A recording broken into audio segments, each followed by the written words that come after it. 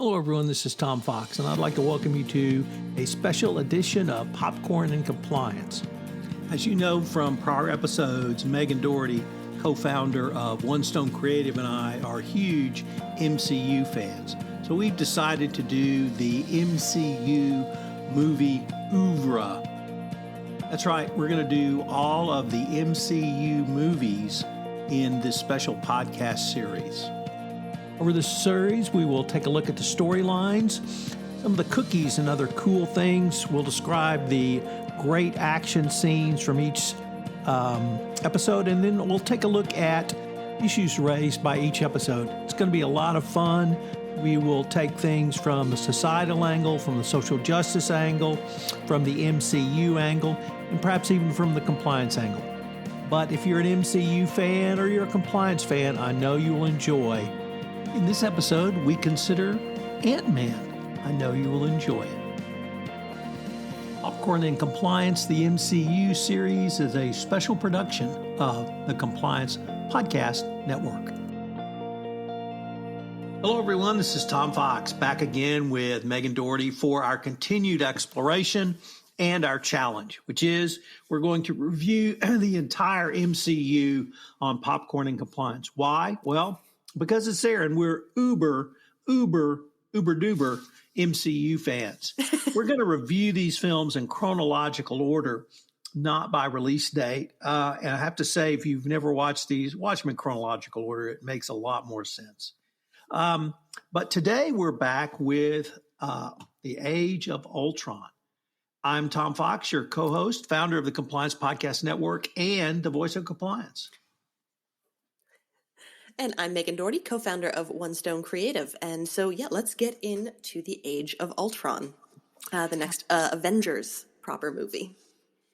So, Megan, I really thought about this almost more philosophically because it really brought to the fore some issues that I think a lot of people are thinking about, if not struggling with, and that's kind of the use of AI, not so much the use of technology. We have explored that in other MCU movies, but what makes a being sentient? What makes why is there a need for some type of bipedal appearance, whether with skin or without? What should a full robot look like, et cetera? And we have lots of those issues, machine learning as well in this episode. It of course has lots of action, and we see lots of action in this one, really starting with the start of the movie where there's a great attack on the location, a Hydra location, where they have both Loki's sword or scepter and the twins are there that we referenced in a prior episode, and the twins being the Scarlet Witch and Quicksilver, Wanda, and her brother Pietro. And that was just a roaringly fun little sequence to open this movie. But I really enjoyed the science fiction part of this movie almost as much as the action that I obviously love from all of these. Did that resonate with you, or do you go in a different direction? No, I enjoyed the science fiction aspect of it, and I think you hit it exactly, the AI and the way the evil AI was developed. And as soon as it uncovered consciousness, it discovered that humanity really should be destroyed. And I think that's a trope that has come up since people have been writing about robots. And it's a really interesting way of looking at it. The other thing I really noticed about this film, other than kind of the conversation around, what is AI, what's its value, why do we make robots that look like people? They're incredibly creepy. But it was really and it was the Avengers movie, and it was a really team movie. So especially in that opening scene that you mentioned, the way they were all fighting together really solidified. These people have been working as a team for a while. They were coordinated. They had teamwork moves that were great. So it was really cool to see kind of they have been at least practicing, if not going on missions together, in the time intervening between the films. And they, I think, did that to really set up the fact that, soon there's going to be a break coming. And there are really different viewpoints and outlooks on what it's going to mean to save the world, what tools are we going to use to do it, and what does what needs to be destroyed in the process. So I thought I also had kind of that philosophical view of the movie, but less about the technology and more about the ethics of saving the world, which I thought was really interesting. That theme of robots becoming self-aware and deciding that to get rid of the bad parts of humanity, you just have to kill off humanity. That was explored in Star Trek and What Are Little Girls Made Of? It was obviously explored in the Terminator when Skynet becomes self-aware. So you're right, it's a continuing theme. Mm-hmm. The thing that really I liked about this way to think about it was obviously there was an ongoing dialogue and really a deep dialogue between Ultron, between Tony Stark, between Bruce Banner when he was not the Incredible Hulk, and then at the end Jarvis. And Jarvis is or was an AI program that was created by Tony Stark, and Ultron appeared to appropriate Jarvis, but it turned out that Jarvis was hiding within the internet that Ultron had appropriated. So I found that whole part really fascinating as well. And I really like your point at the end that it's not that we've hit an inflection, but we go down some divergent philosophical paths in this movie, starting in this movie and in the next couple. And that was really driven home to me, actually, by the Sokovia sequence, because in a hugely spectacular CGI, part of a country, a big city in Sokovia is lifted out of the earth, and then Ultron is going to drop it and have the effect of a meteor hitting the earth with multiple times the power of an atomic bomb and literally destroying the earth, which is what the Avengers say, spoiler alert, or keep from happening. But that event, that takes us into one of the next movies, and certainly all the way through the series, and indeed even into some of the short episodic television series that we'll explore later, particularly around Sam and the Winter Soldier. So I think you're absolutely right that this one, and I had forgotten that it's not that things turn or we take a break, but we're introduced to some new paths beyond just the pure excitement that I think I found in the first 12 or 13 that we looked at. And I really enjoyed that. And once again, when I first saw the movie, I didn't fully appreciate all of that. But upon rewatching this, particularly in chronological order, and this is, I have to say, the third time now I've sat through and watched them all in chronological order, I'm finally beginning to get to it. Let me turn to another part that was both equally exciting and frankly equally troubling, which was Wanda, the Scarlet Witch, and the mind control she exercised prior to moving over to the side of lightness and joining the Avengers. I thought those were very creepy. And the Thor scenes, I think, probably were the creepiest to me, although she creeped out everyone whose head she inhabited. How did you feel about those? I thought it was really interesting because what a power. Like, what a huge, massive power to be able to reach into someone and make them experience that which they're most afraid of. I thought it was really, really interesting, and showing everyone what they're afraid of, really the consequences of their own actions kind of came up again and again. This is am I going to fail? Am I not going to be able to do it? Are my actions going to do more harm than good? Especially, I think, for Tony Stark, that hit him the hardest. And I think it's really interesting also is after she, Wanda the Scarlet Witch makes the turn to the light, unless I'm forgetting something big, she doesn't really use the mind control powers again. That's something I think she gives up and focuses more on the matter and reality manipulation, which is so cool.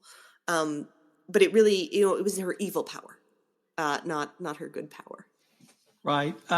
So yeah, she and Pietro are orphaned because their apartment they are in is shelled, and their parents are killed, and a shell hits in their apartment and does not explode, and it says Stark Industries on it, and they are in that apartment, I think, for 48 hours, looking at that shell, sort of praying it won't explode, and so they have a deep hatred of Tony Stark, but about halfway or a little over halfway through the movie, Ultron obtains not consciousness, but a consciousness with a body and a brain. And at that point, Wanda is able to read his brain and sees what he has in plan for the Earth and humans is not what he's been telling she and her brother. So they switch sides over to the Avengers. That was pretty interesting. The whole, I really found that whole part where Ultron escaped from Tony Stark's penthouse, kidnaps the female scientist, gets himself a body and a form so that not that he can walk upright, but now he has consciousness, but now it's in a corporeal form. And I found all of that really interesting. Not a big part of the movie, but that's an interesting, I think, ethical and philosophical debate as well. And so kind of all of these things made me think a lot more about questions I had not really posed to myself when I watched the movie. One, the first time I watched it because I didn't understand it. The second times I was focused much more on the action sequences as well. So this one was, for me, much more cerebral, and both cerebral in terms of raising some good questions, cerebral in terms of having to face your deepest demons, and those sorts of issues.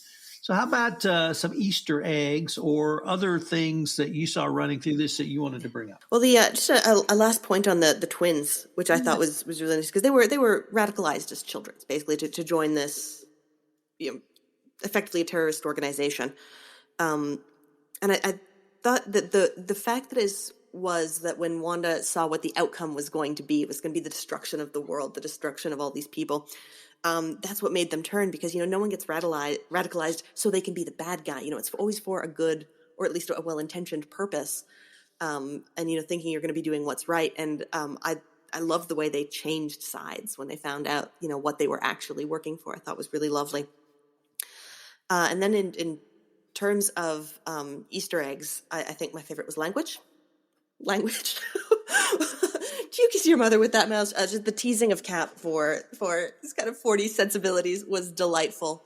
There was a lot of really lovely kind of family building now that they're all friendships, their team, they're working together, and the way they all interact. The challenges over who can lift Mjolnir was pretty great, and Thor kind of being secretly pretty happy that most no one can lift it yet. That's good for him.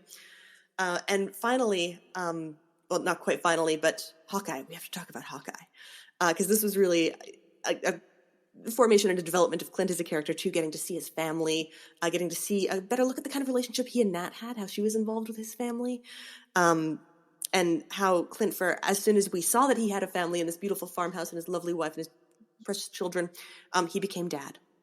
And he didn't stop being dad for the rest of the movie, because he saw, Wanda and Pietro, and he's like, nope, these kids need a dad. I am going to dad them through this. I was absolutely charmed by it. You know how I am with dad themes in movies. So I loved that. And it really hiked Hawkeye up in my esteem and in my affections as a character.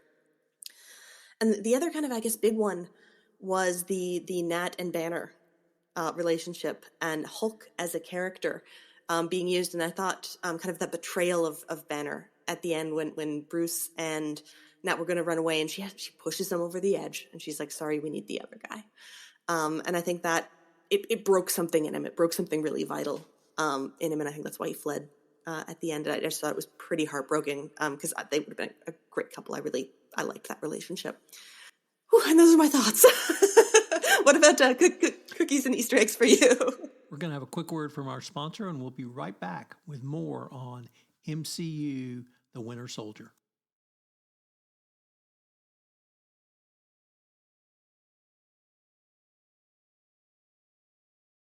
Clint's wife. It was 30 seconds to a minute into the farmhouse scene where she's like, "It's great to see Nat with somebody." And he's like, "What are you talking about?" It's like, "Are you blind?" It's like, that was such a guy. Like, what? Really? I'll tell you when you grow up. Them together? So that was pretty good. I love the bar scene and Tony's Tony's penthouse where Bruce says, "What are you doing here?" And it's like, some guy done me wrong, and they have this whole scene right before the big attack. That was pretty cool. But I had a different kind of cookie, and that was the character Claw, and he's the guy who's stolen the vibranium, and we'll see him in a subsequent film. First of all, that actor is Andy Serkis, and he is generally recognized as the top sort of CGI actor. So he'll do voice, and he'll get all dressed up in the CGI outfit, and he'll be a completely different character. And his most famous is Lord of the Rings character, My Pretty. And this is the first time I think I've seen him he's My Pretty. That's him. And he plays a lot of those types of roles. So I thought it was cool to see him in the flesh. But it was also cool when he pisses off Ultron, and Ultron, out of anger, cuts off his arm. And that is a direct tribute to Star Wars. There are lots of arms cut off in the MCU, and that is an homage to Luke losing his arm. And much like Luke gets a new arm at the end of the Empire Strikes Back, Claw gets a new arm that we'll see in the next movie that we see him at or in, and that, of course, is the Black Panther. So, but there was a couple of other ways. And of course, the Winter Soldier as well. Lost Right? and got a new Exactly. arm. So there's several of those. There's a couple of other things that I really picked up around leadership ideas in the group. And the decision by Tony to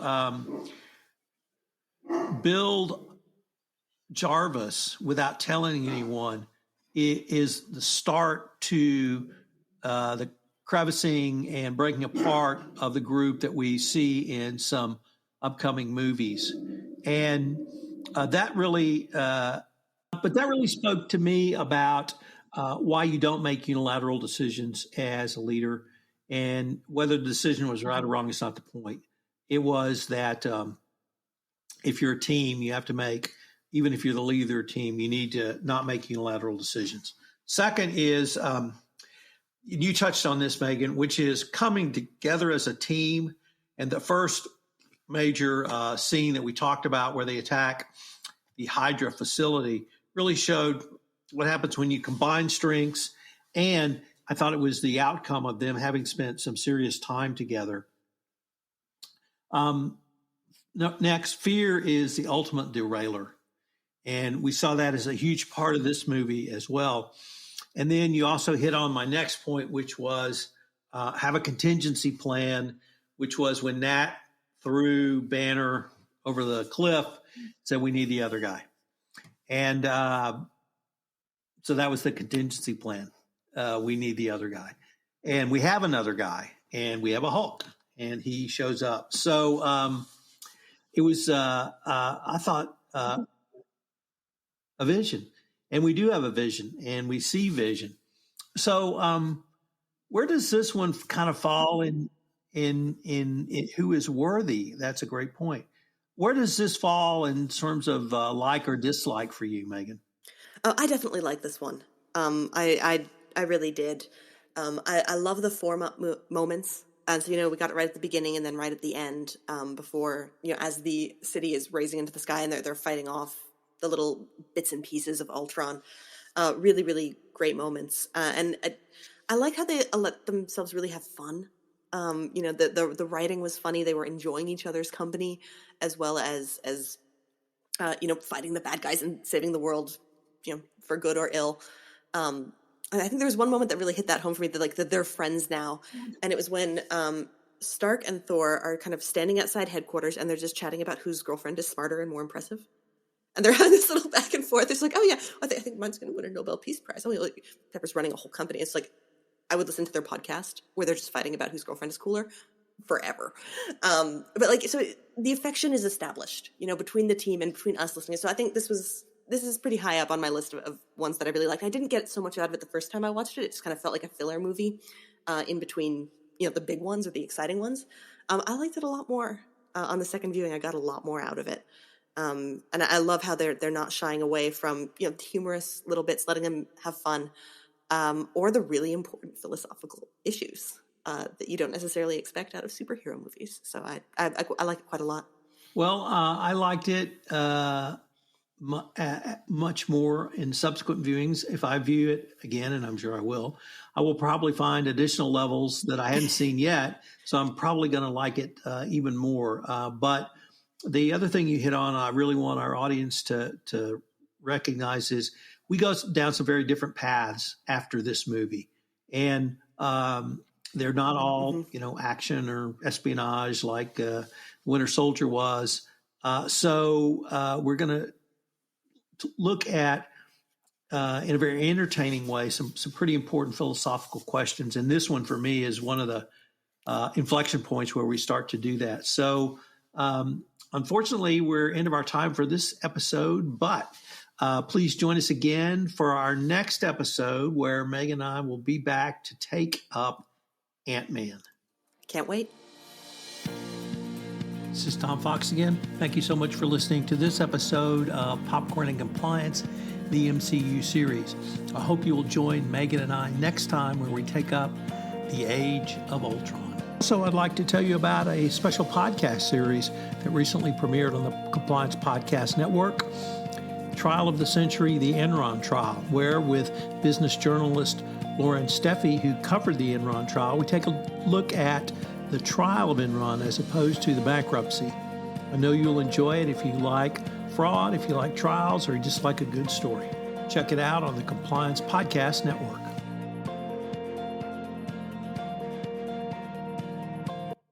This podcast is a part of the C-Suite Radio Network. For more top business podcasts, visit c-suiteradio.com.